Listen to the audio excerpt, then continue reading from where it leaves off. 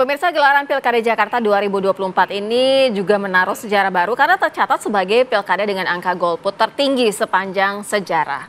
46 ya, 46,95%. Gelaran Pilkada Jakarta 2024 tercatat sebagai pilkada dengan angka golput tertinggi sepanjang sejarah.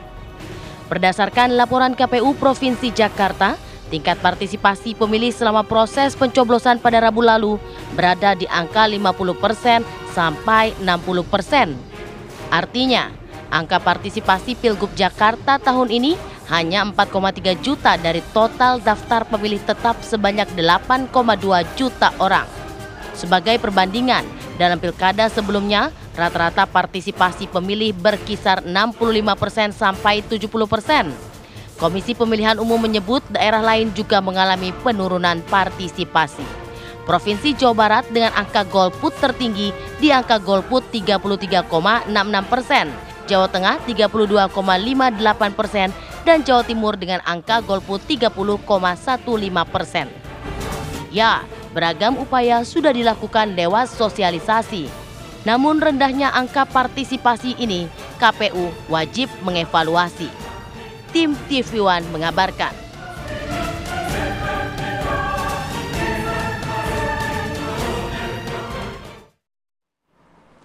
Iya, Pilkada DKI Jakarta dan juga daerah lainnya sudah selesai, pesta demokrasi sudah usai, tapi menyisakan fakta bahwa DKI Jakarta menyumbang angka golput tertinggi pada Pilkada tahun ini sepanjang sejarah. Nah, kita mau tanyakan nih, apa sebenarnya faktor-faktor yang menjadi penyebab angka golput ini sangat tinggi di Pilkada kali ini? Sudah hadir bersama kami narasumber di studio, ada Bang Idam Holik, Komisioner KPU RI. Selamat pagi, Bang. Selamat pagi, Bang Idam. Selamat pagi. Baik, kemudian ada Bang Effendi Ghazali, pakar komunikasi politik. Selamat pagi, Bang. Selamat pagi, Prof. Ege. Kemudian via daring juga sudah bergabung bersama kami Mbak Titi Anggreni, dosen Hukum Tata Negara Universitas Indonesia, sekaligus Dewan Pembina Perludem, Perkumpulan Pemilu dan Demokrasi. Selamat pagi, Mbak Titi. Selamat pagi, Mbak Titi. Selamat pagi, Mbak Malam, Mbak Sira, Prof. Ege, dan Pak Idam. Iya, sebagai Dewan Pembina Perludem ya, Mbak ya. Baik, iya. Oke, Mbak Titi, kita ke Mbak Titi dulu nih yang jauh. Mbak Titi, bagaimana Anda melihat fenomena angka golput paling tinggi nih sepanjang sejarah? Iya, kalau kami pertama tidak terkejut ya, karena sejak awal ketika pembentuk undang-undang memutuskan pilkada berlangsung di tahun yang sama dengan pelaksanaan pemilu serentak, salah satu yang menjadi sorotan kami, Mbak Mala, adalah pemilih akan menggunakan hak pilih mereka di tengah kejenuhan politik, di tengah rutinitas dan intensitas pelaksanaan politik elektoral yang sangat tinggi dan dekat satu sama lain. Jadi sejak awal ini sudah diperkirakan. Tapi memang dalam konteks Jakarta, kita harus melihat secara lebih holistik. Angka golput dengan tingkat pengguna hak pilih 53,05%, itu angka golputnya belum ditambah dengan pemilih yang memberikan hak pilih dengan cara suara tidak sah ya. Karena di Jakarta ini unik nih, mereka punya gerakan yang namanya gercos, gerakan coblos semua. Dan kalau kita evaluasi, apa yang memicu faktor orang mau pergi ke TPS, yakinlah yang paling berkontribusi besar itu adalah pasangan calonnya. Jadi siapa yang akan menjadi kontestan di pilkada, itu yang paling menentukan orang tertarik, berminat, atau bersemangat atau tidak untuk menggunakan hak pilih. Dan ada memang yang juga kita di Indonesia ini sudah terbiasa dengan pemilu dan pilkada sebagai ritual demokrasi elektoral yang dikontribusikan negara dengan melayani pemilih dengan baik. Antara lain adalah dengan meliburkan. Kan hari Rabu kemarin tuh libur nasional ya di seluruh wilayah Indonesia. KPU juga mendirikan TPS dekat dengan perkampungan dan perumahan warga, di tenda-tenda dengan dilengkapi kursi dan lain sebagainya. Jadi ada yang kemudian juga menggunakan hak pilih karena mereka sudah terbiasa dengan pemilu, dengan pilkada, diliburkan, dekat rumah, dan juga menghormati ritual yang menjadi bagian dari kolaborasi dan gotong royong warga. Tapi pilkada Jakarta banyak kontroversinya. Selain diselenggarakan di tengah kejenuhan politik, dari awal pencalonannya itu penuh drama begitu.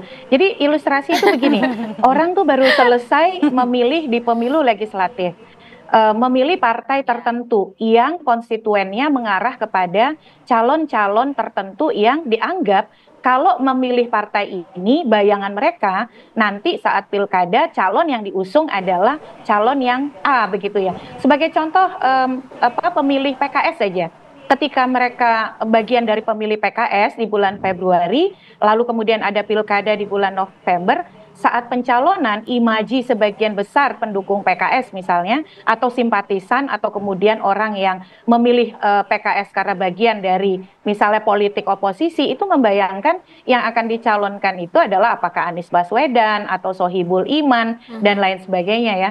Tiba-tiba yang keluar adalah Ridwan Kamil begitu. Dari sana itu mereka mengalami yang disebut dengan broken linkage, keterputusan aspirasi. Kok beberapa pernyataan misalnya warga itu mengatakan atau teman-teman yang memilih partai tertentu ya, kok belum berapa lama kita memilih di pemilu legislatif, aspirasi kita kok sudah diingkari begitu. Kita sudah mengalami perbedaan antara apa yang diperjuangkan oleh konstituen, pemilih, aspirasi para konstituen dan pemilih dengan apa yang diperjuangkan oleh para elit melalui calon yang mereka usung. Jadi keterputusan aspirasi, lalu kekecewaan aspirasi yang tidak diwadahi, itu yang berkontribusi besar juga keengganan-keengganan untuk ikut menggunakan hak pilih. Baik, kalau data dari Bang Idam sendiri sejauh ini kan kalau misal secara nasional itu kan pilkada itu didominasi oleh milenial dan Gen Z. Tapi kalau Jakarta berbeda ya, Gen X ya. Nah artinya kalau sejauh ini sebenarnya mereka yang golput itu dari data yang masuk itu sebenarnya generasi apa yang paling banyak? Berkenaan dengan segmentasi pemilih yang datang ke TPS, memang dalam formulir itu tidak ada. Ya, kita tidak ada data konkretnya ya. Kami harus melakukan evaluasi terlebih dahulu, khususnya menganalisis daftar hadir. Dan saat ini masih dalam proses rekapitulasi secara berjenjang. Jadi hal tersebut itu baru dapat dipublikasi itu setelah pilkadanya selesai. Ya, tentunya berkaitan dengan kondisi seperti hari ini yang banyak diberitakan oleh media massa, ini akan jadi satu materi evaluasi bagi kami agar ke depan demokrasi elektoral kita menjadi lebih bergairah. Ya, tentunya kalau bicara tentang partisipasi, tidak hanya faktor penyelenggara, ada banyak faktor-faktor lain yang mempengaruhi. Seperti yang tadi dikemukakan oleh Mbak Titi, tentunya analisa beliau tidak bisa kita bantah. Atau bisa jadi ada faktor-faktor lain yang mungkin bisa jadi nanti Bang Igi akan kemukakan ini. Karena memang kompleks bicara tentang partisipasi. Ya, pemilih Jakarta yang terkategori memiliki informasi yang cukup, tapi ternyata antusiasmenya tidak seperti yang dibayangkan. Minim banget ya. Ya, seperti itu. Iya, kalau dilihat targetnya KPU cukup tinggi ya sebenarnya untuk pilkada kali ini, tapi ternyata jauh dari yang ya, kami sebenarnya sejak awal sudah sadar bahwa ada perbedaan budaya politik dengan pemilu, dengan pilkada itu ada perbedaan yang cukup signifikan. Kalau kami pernah mengatakan bahwa kami berupaya mempertahankan capaian partisipasi, wajar. Karena itu bagian dari motivasi bagaimana kami meningkatkan budaya demokrasi di Indonesia. Tapi tentunya kan di Indonesia ada hal yang berbeda. Beda dengan Singapura, berbeda dengan Australia. Di kita memilih adalah hak nih Bang. Beda. Nggak wajib. Ya. Di Singapura wajib.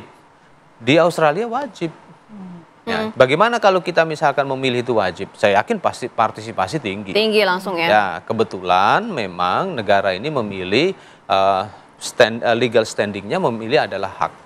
Baik, kalau dari Prof. Ege melihatnya bagaimana? Kalau penelitian dari Russell Dalton kan mengatakan bahwa terjadi penurunan pemilih ini karena juga political disillusionment ya. Nah, kekecewaan terhadap politik terjadi kah di Jakarta? Kita bikin yang mudah dulu. Lebih singkat ya. Karena hujan kali ini. Bisa juga kan? Cuaca. Bisa. Di beberapa daerah tuh memang hujan. Sumatera loh ini, koordinator Sumatera ya. Jadi mau nganggapin Jakarta dulu ya. Katanya di situ karena hujan. Kebetulan Jakarta enggak terlalu hujan. Ada mungkin sana sini. Mendung kali ya mungkin ya Prof ya. Iya, tempat saya Sore nggak ya, hujan. sore. Tempat saya itu paling lucu tuh. Paling terkenal hari ini. Pinang Ranti. Yang Ya, KPPS-nya nyoblos. Oh iya itu heboh benar-benar. Pinang Ranti Jakarta Timur. Dan saya lihat itu yang hadir memang agak banyak yang tua-tua, yang muda-muda agak kurang di tempat saya itu. Tapi balik ke secara keseluruhan saya mau bilang begini nih, supaya kita nggak lupa. Sistem pilkada kita maupun pilpres, menurut saya memang harus ada perubahan karena betul-betul ya di sini, ini yang bergerak itu memang banyaknya uang. Balik Politik kalau uang ke pilkada, dapat tiket buat maju. Mbak Titi perludem antara 500 juta sampai 2 miliar satu tiket loh itu satu kursi DPRD. Lalu di sesudah pilpres kita pilkada. Lepas dari tadi kejenuhan berpolitik, nggak ada juga negara lain yang begitu ya, pilpres langsung pilkada serentak dalam tahun yang sama gitu. Nah, nggak ada ya negara lain. Hanya di Indonesia. Wih, entah siapa tuh kreatornya untuk. Kalau kami dulu dalam diskusi dengan MK bilangnya 0, 2,5.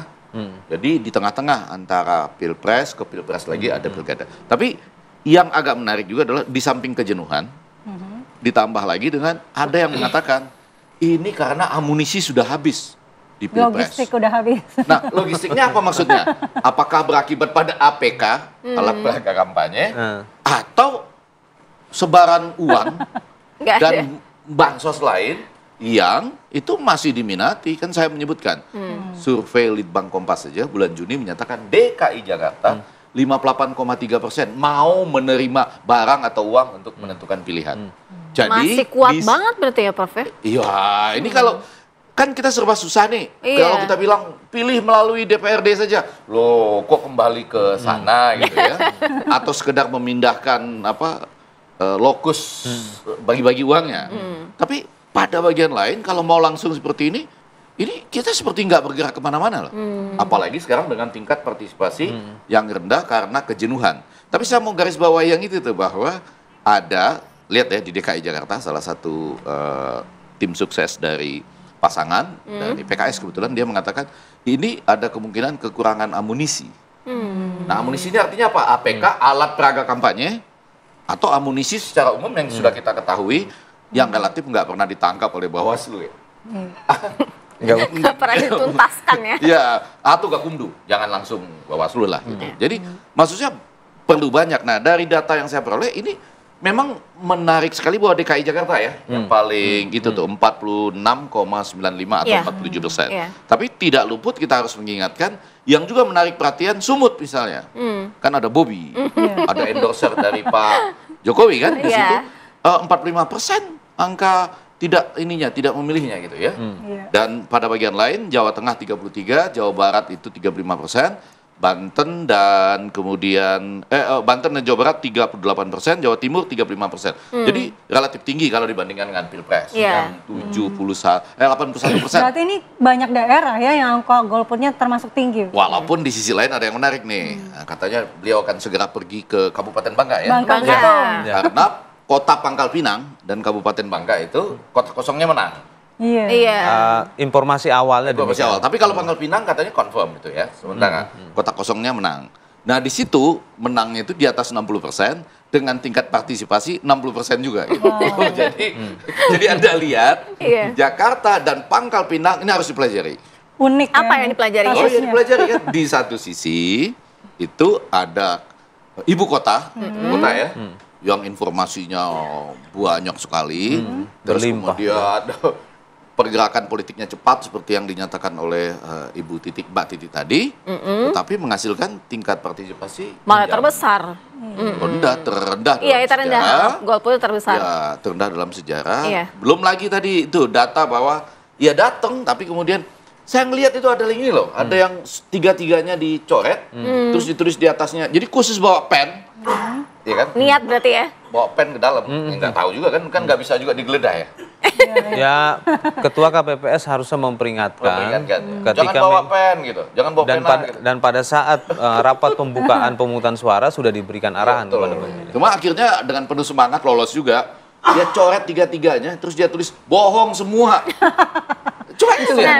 Berarti kan pertanyaan lanjutannya, pertanyaan lanjutan yang kita bahas nanti berarti ya, artinya ada ketidaktertarikan ya. Tadi Mbak Titis juga sempat bilang ya, jangan-jangan tokohnya itu nggak pada tertarik gitu calon-calonnya. Kurang jadi magnet nih buat partisipasi pemilih. Nanti kita akan bahas, tapi kita harus jeda terlebih dahulu. Pemirsa, tetaplah di Apa Kabar Indonesia Pagi.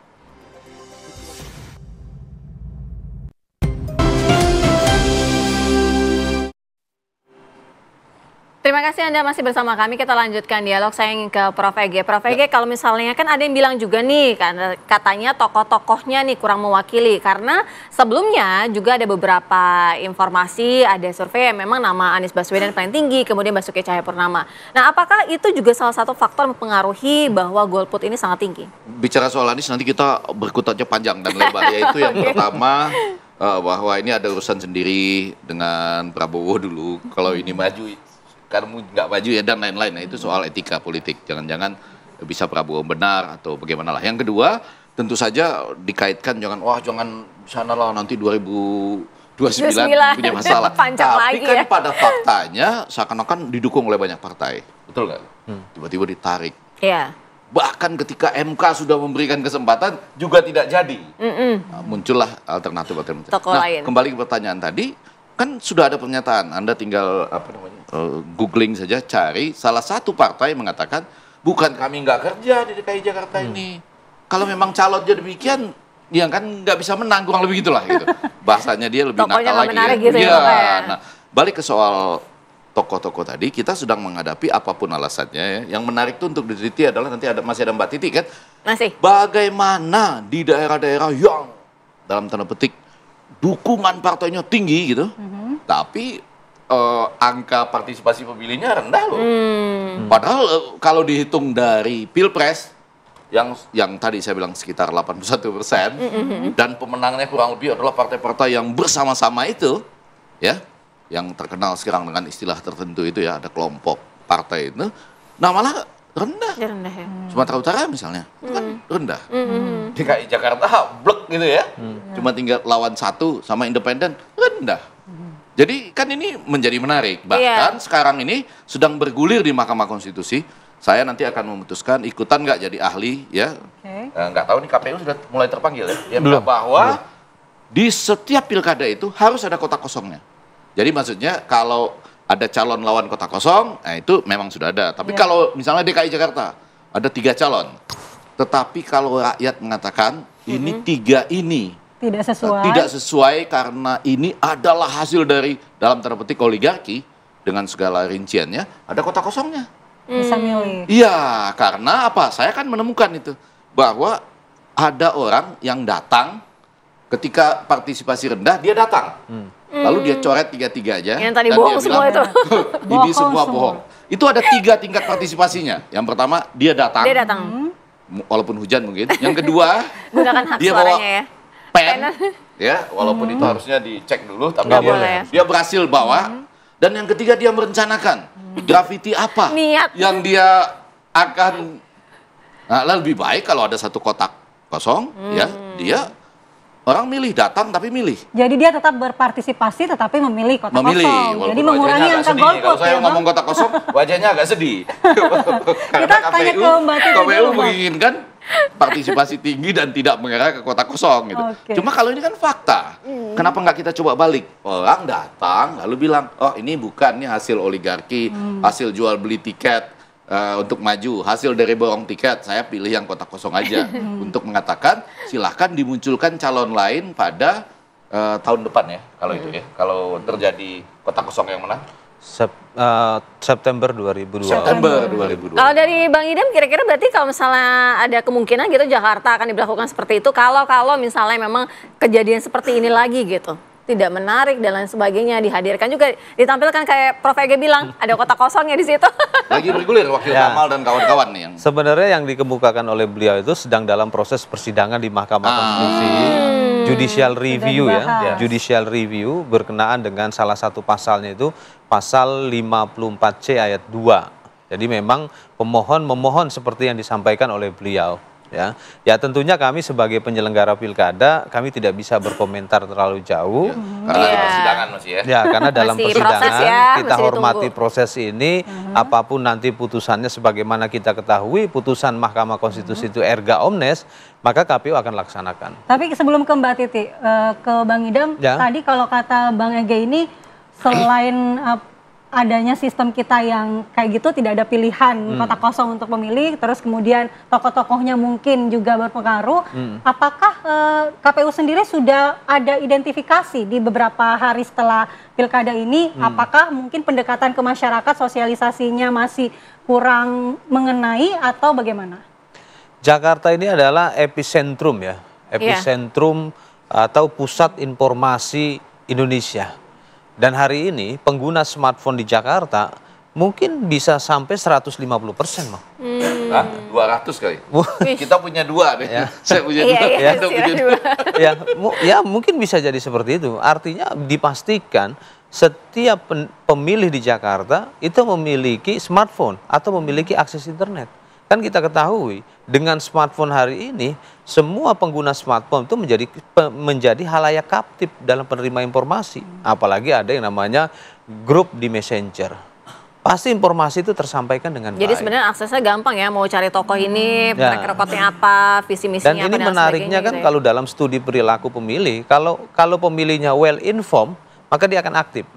Tapi ini ternyata ketika well informed, Dia tidak aktif. malah tidak aktif. Nah, ini menarik sebenarnya. Ada apa tuh Ya, makanya? ini ada apa gitu loh.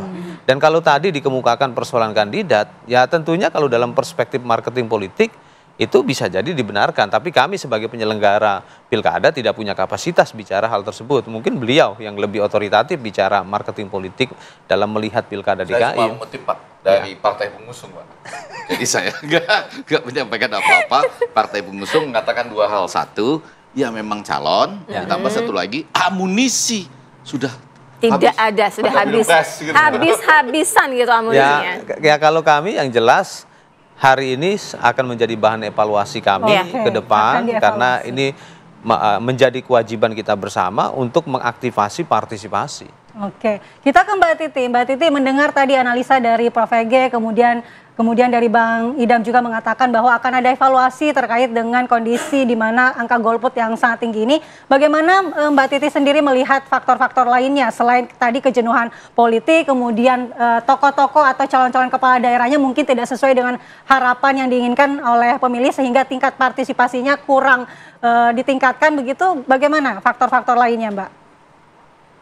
Ya, pertama saya ingin merespon tadi soal uji materi konstitusionalitas kotak kosong untuk seluruh wilayah Indonesia. Itu sudah ada putusannya. Putusan nomor 125 garis sudah miring ada. PU strip 22 Romawi garis miring 2024. Jadi Mahkamah Konstitusi menolak permohonan tersebut karena pendekatan Mahkamah Konstitusi menyatakan memilih itu adalah hak. Jadi ketika kemudian dihadirkan kotak kosong, sebenarnya karena tidak ada kewajiban untuk memilih, pemilih menggunakan hak pilih atau tidak itu adalah kehendak bebas pemilih. Menurut saya Mahkamah Konstitusi salah memahami esensi permohonan Razif dan kawan-kawan soal meminta kotak Kita maju kosong di lagi, semua ya. daerah.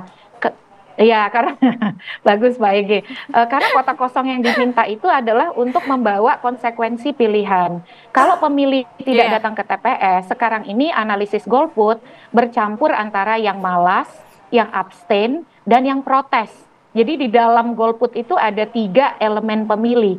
Yang malas ke TPS karena apatis, tidak peduli. Yang kedua yang abstain, apa saja keputusan politik dia terserah begitu ya. Dan yang ketiga itu yang protes voting. Nah, protes voting ini sebagai bentuk kekecewaan, kemarahan pada opsi yang tidak sesuai dengan aspirasi. Jadi campur aduk analisisnya. Tapi kalau ada kotak kosong yang bermakna, yang dihitung sebagai suara sah, seperti di Thailand disebut dengan none of the above atau nota. Seperti juga di India, begitu banyak negara yang memperlakukan ekspresi protes voting itu terukur, ternilai. Nah ini yang menurut saya Mahkamah agak terlalu prematur ya di dalam memberikan argumentasi hukum. Yang kedua adalah soal tingginya angka golput. Menurut pandangan saya ya, fenomena 2024 ini Mbak Zira dan Mbak Mala, ini adalah pilkada rasa Jakarta alias pilkada rasa elit karena pencalonan yang sentralistis mewajibkan rekomendasi dari DPP itu yang mengakibatkan lebih banyak selera DPP daripada selera politik lokalnya. Nah, ini yang tergambarkan misalnya dengan kasus di Pangkal Pinang dan juga Bangka. Saya Prof. Ege bukan hanya Pangkal Pinang soal kemenangan kota kosong yang perlu kita perhatikan. Di Pangkal Pinang ada gerakan massa yang cukup masif untuk mempromosikan kota kosong. Tetapi yang tidak terduga justru Kabupaten Bangka. Karena di masyarakatnya agak adem ayem, tidak dinamis Pangkal Pinang, tapi kota kosong menang dengan selisih margin yang lebih besar daripada Pangkal Pinang. Ada apa? Masyarakatnya adem, tapi kemudian gerakan politik di bilik suaranya, Artinya begini, kalau misal kita bisa mengambil garis lurus ataupun pertanyaannya adalah apolitis atau justru karena mereka melek politik ini gitu, mereka akhirnya memilih untuk golput?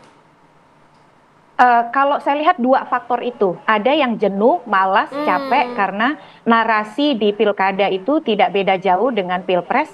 Kok omongannya, bajunya, gerakannya, nyanyinya sama semua begitu ya kira-kira. Padahal kan kemarin sudah 14 Februari. Belum lagi kemudian seolah-olah selalu dipertentangkan antara misalnya Kim Plus versus yang berada pada kontra pemerintah gitu atau yang menginginkan kekuatan penyeimbang atau kontrol. Jadi hal-hal seperti itu membuat mereka juga jenuh, capek, malas gitu. Yang kedua adalah memang bentuk protes tadi. Jadi banyak yang merasa untuk apa memilih pasangan calonnya tidak sesuai dengan aspirasi politik mereka. Nah, yang protes ini ada dua, Mbak, dengan tetap datang ke TPS, lalu tadi ya ada gercos seperti di Jakarta, gerakan coblos semua, tapi juga ada yang memilih langsung tidak datang ke TPS karena bahasa mereka adalah tidak mau menjadi bagian dari proses yang tidak sesuai dengan aspirasi politik. Itulah kelemahan golput ala Indonesia yang tidak datang ke TPS karena dia bercampur dengan yang abstain, yang malas, dan yang protes begitu. Nah, ini yang kalau yang datang ke TPS dengan gercos seperti di Jakarta begitu, itu lebih terukur protes votingnya. Karena bisa dibaca dari analisis tingginya suara tidak sah di Pilkada Jakarta. Nah, sebelum terakhir saya ingin juga titip nih ke Pak Idam soal Pilkada Banjarbaru ya, kampungnya Pak Ege nih. Karena di sana calonnya hanya ada satu akibat calon yang lain didiskualifikasi. Tadinya ada 2 calon, lalu yang satu didiskualifikasi, tapi suaranya kalau mencoblos yang didiskualifikasi dianggap tidak sah. Akibatnya suara tidak sahnya 70% lebih, suara yang mencoblos si calon yang hanya satu ini hanya 35%, tapi dianggap semuanya suara sah. Nah, pemilih di Banjarbaru itu mendapatkan ketidakadilan. Pilkadanya hanya satu calon tunggal, tapi tidak punya opsi kotak kosong untuk ekspresi politik, kira-kira begitu. Baik. Kita langsung minta tanggapan dari Bang Idam aja sebelum kita ke Prof. Ege. Tadi ditanggapi dulu dari yang segera akan menuju Bangka, yang ternyata selisih suaranya lebih tinggi dari kota Pangkal Pinang, ya kan? Ya, terkait dengan kota kosong yang informasi yang kami peroleh untuk sementara karena kami harus menunggu hasil rekapitulasi secara berjenjang, tentunya kami juga harus menyikapinya segera dengan mempersiapkan regulasi mengenai tahapan penyelenggaraan pilkada lanjutan. Ya, dan dahulu waktu kami melakukan rapat konsultasi dengan DPR meminta agar ini dilaksanakan paling lambat September 2025. Dan hal ini selaras dengan putusan Mahkamah Konstitusi agar paling lambat 1 tahun kemudian. Ya, jadi kami berencana akan melaksanakan pilkada lanjutan jika memang benar berdasarkan hasil rapat pleno rekapitulasi secara berjenjang, kota kosongnya menang, maka pilkada akan dilaksanakan tahun depan. Baik. Ya. Prof. Ege, singkat saja closing statement.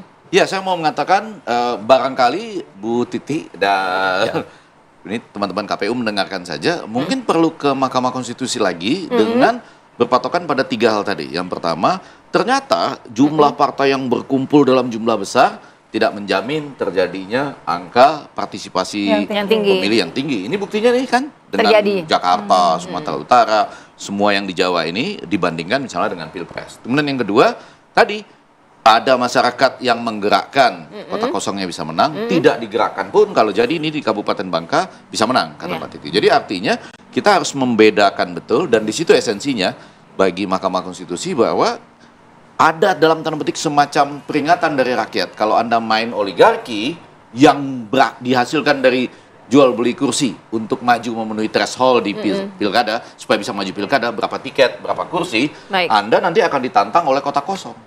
Nah, di situ malah bisa jadi tingkat partisipasi menjadi lebih tinggi. Ya kan? Nah, siapa tahu ini masih hal-hal yang harus kita pikirkan, selain ya itu nggak ada lah negara di dunia yang melaksanakan pilkada serentak. Itu juga patut dikritisi ya. Hanya Indonesia. Hanya Indonesia. Nah, itu hanya Indonesia. Serentak dan luar biasa jumlahnya.